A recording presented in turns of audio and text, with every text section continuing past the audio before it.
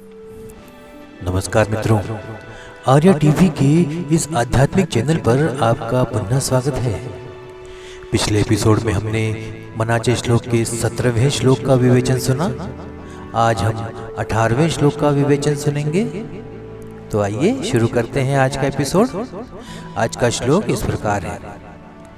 मना राघवे वीण आशा न कोरे, मना मानवाची नको कीर्ति तूरे, जया वर्णिति वेद शास्त्रे पुराणे, तया वर्णिता सर्वहि श्लाघ्यवाणी। मराठी भावार्थ सुनते हैं। हे मना, एका रामा वाचून तू कशाचीही आशा धरू नकोस। स्वार्थासाठी कुणाही मनुष्याची स्तुती करू नकोस। वेद शास्त्रे पुराणे ज्या ईश्वराची स्तुती करतात त्याची स्तुती करणे हेच योग्य होय। हिंदी भावार्थ सुनते हैं। हे मन, एक राम के सिवा तुम किसी से भी कोई आशा या उम्मीद नहीं रखो। स्वार्थ के लिए किसी भी व्यक्ति की प्रशंसा मत करो। वेदों शास्त्रों और पुराणों में जिस ईश्वर की स्तुति की गई है उसकी स्तुति करना ही उचित है। आइए अब विवेचन सुनते हैं।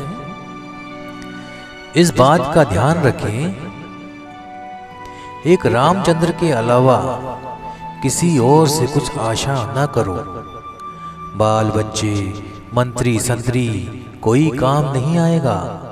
यदि आप ईश्वर को अपना बना लें तो वह हर परिस्थिति में सहारा बनकर काम आएगा।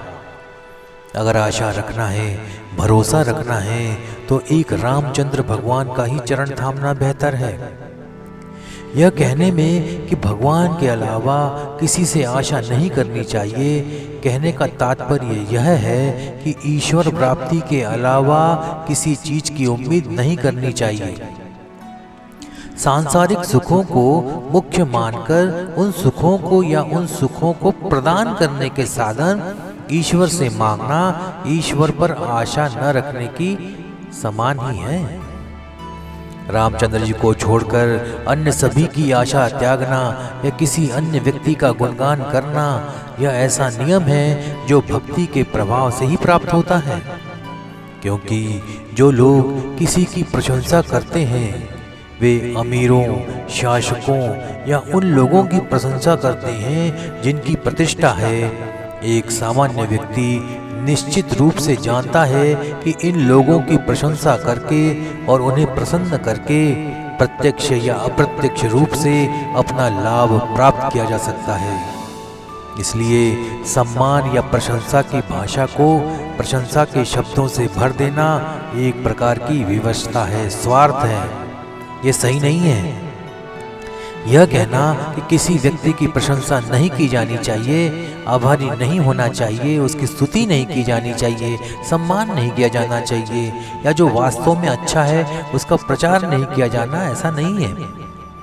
लेकिन लोग इस भावना से तारीफ कम ही करते हैं।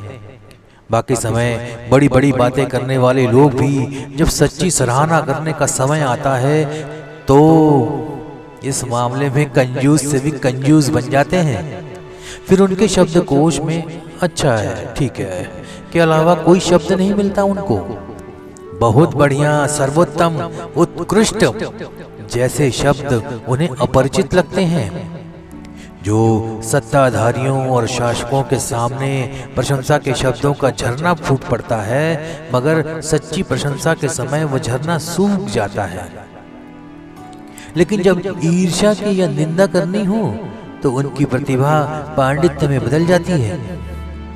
हमारी परंपरा में गुण ग्राहकता को वर्जित नहीं माना जाता, बल्कि भर्तरी जी ने सज्जन को परिभाषित करते हुए कहते हैं, परगुण परमाणु पार्वती कृत्य नित्यम निज रुधि विकसन्तः सन्ति सन्तकियन्तः।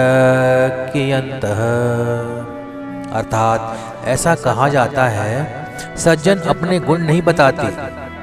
भर्तरी ने यह भी कहा है कि वह दूसरों के गुणों का वर्णन करते हैं और उसके कारण ही वे स्वयं लोगों की नजर में आते हैं।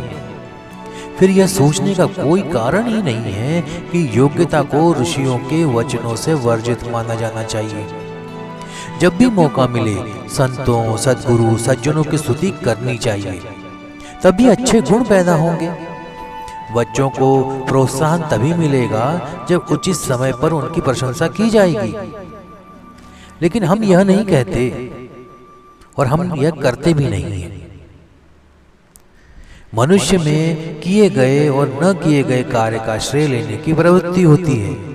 वास्तव में लोगों में ऐसे कितने सद्गुण हैं जिनकी प्रशंसा की जानी चाहिए, परंतु ईश्वर तो सभी गुणों का सागर है। इसलिए वेदों, शास्त्रों, पुराणों में और संतों ने भी बार बार उस ईश्वर की स्तुति की है। ईश्वर की स्तुति करना ही श्रेयस्कर है।